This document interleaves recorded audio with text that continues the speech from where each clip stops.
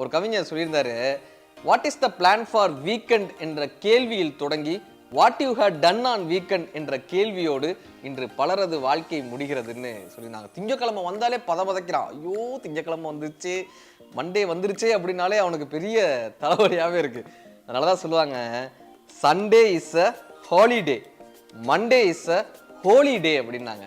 யார் ஒருவன் திங்கட்கிழமையை நேசிக்கிறானோ அவனால மட்டும்தாங்க அவனுடைய தொழிலில் சக்சஸ் ஆக முடியும்.